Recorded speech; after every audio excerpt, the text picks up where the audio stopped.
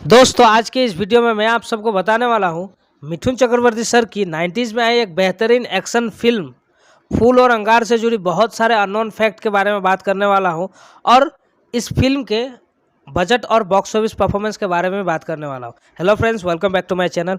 मेरा नाम है सुल्तान और आप देख रहे हैं मेरा यूट्यूब चैनल। तो वीडियो को बिना स्किप किए पूरा देखिएगा दोस्तों। तो चलिए अब वीडियो को शुरू करते हैं। Let's start. चोरी चोरी दिल तेरा चुराएंगे हम, तेरी मोहब्बत में यूं पागल रहते हैं।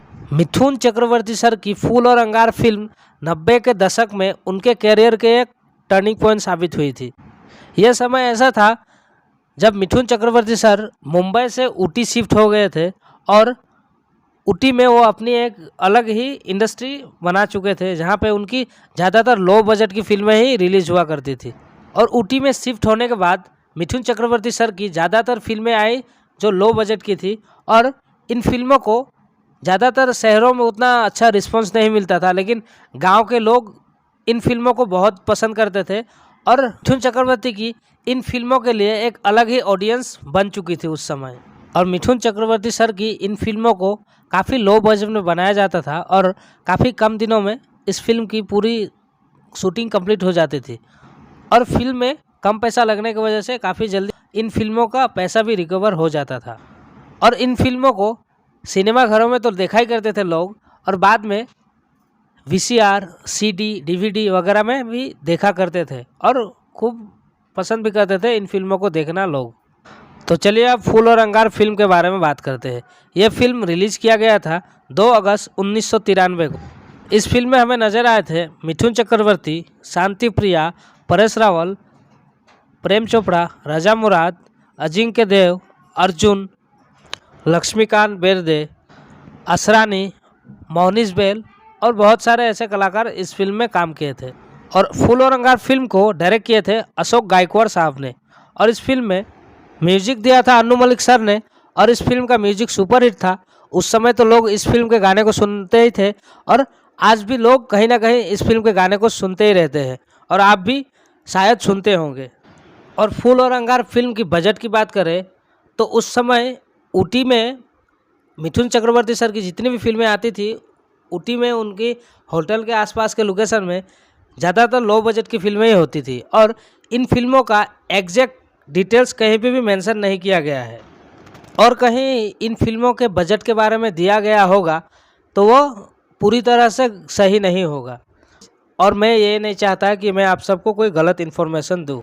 दरअसल मिथुन चक्रवर्ती की ऊटी बेस्ड जितनी भी फिल्में आया करती थी 90s में वो ज़्यादातर लो बजट की होती थी और उन फिल्मों की अर्निंग उनके म्यूज़िक एल्बम और सीडी कैसेट बेचकर निकाले जाते थे। इसीलिए इन फिल्मों के सही से कहीं पे बजट इनका मेंशन नहीं किया गया है।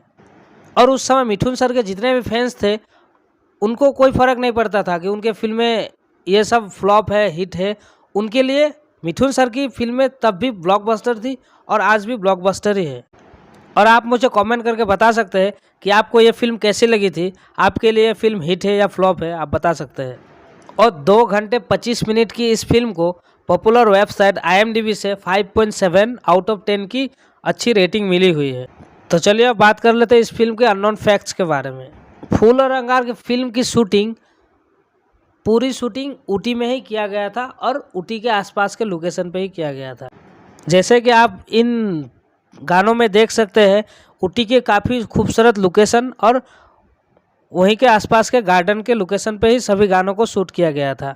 और जिस समय इस फिल्म की शूटिंग ऊटी के आसपास के लोकेशन में की जा रही थी उस समय मिथुन चक्रवर्ती की और दूसरे फिल्मों की भी शूटिंग ऊटी के आसपास के लोकेशन में की जा रही थी। और मिथुन सर उस समय इतने बिजी हो गए थे कि एक फिल्म की एक शूटिंग करने के बाद दूसरे लोकेशन पर पहुंच जाते थे दूसरे फिल्म की शूटिंग करने के लिए। और उस समय मिथुन सर की जितनी भी फिल्में आती थी उनमें मिथुन सर की लगभग एक जैसे ही लुक रखा जाता था।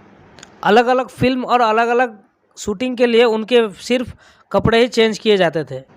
और उस समय इन फिल्मों की शूटिंग लगभग 1 से 1.5 महीने में कंप्लीट कर ली जाती थी और इन फिल्मों के गानों को 2-3 दिनों में शूट कर लिया जाता था और बाकी जितने भी एडिटिंग, मिक्सिंग वगैरह के काम रहते थे वो 1 से 1.5 महीने में कंप्लीट हो जाते थे और इन फिल्मों को रिलीज़ कर दिया जाता था।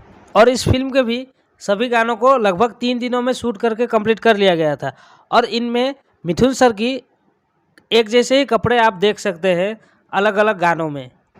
इस फिल्म का पहला सॉन्ग था मासूका आशिक पुकारो। इस गाने पे आप देख सकते हैं मिथुन चक्रवर्ती एक टी शर्ट और जीन्स पहने हुए दिखाई देते हैं। और इस फिल्म को और एक दूसरा सॉन्ग चोरी चोरी दिल तेरा चुराएंगे में, उस गाने में भी एक सीन में आप देख सकते हैं मिथुन सर वही टी शर्ट पहने हुए दिखाई देते हैं। और इस फिल्म की सभी गानों को आप ध्यान से देखेंगे तो आपको पता चल जाएगा कि वो एक ही जगह पे शूट किया गया हुआ है, लेकिन उनका एंगल अलग अलग तरीके से लिया गया है। शुरू में जब फूल और अंगार फिल्म बनाने का डिसाइड किया था इस फिल्म के मेकर्स, तो इस फिल्म का नाम शेर रखने वाले थे। लेकिन इस फिल्म में मिथुन चक्रवर्ती का जो कैरेक्टर है वो शुरू में काफ़ी ठंडा होता है, जो कि एक कॉलेज का प्रोफेसर है, और बाद में मिथुन सर को उनके ही बहन के रेप के केस में पुलिस अरेस्ट कर लेती है और उन्हें जेल भेज दिया जाता है। और जब बाद में निकल के आते हैं जेल से तो उनका कैरेक्टर एक अलग ही मोड़ ले लेती है, और बाद में इसीलिए इस फिल्म का नाम शेर से बदल के फूल और अंगार रख दिया गया। और फिल्म का ये टाइटल मिथुन चक्रवर्ती के रोल को काफ़ी अच्छे से डिफाइन करता है। और उस समय मिथुन सर की बहुत सारे फिल्में एक साथ ही रिलीज हुआ करती थी।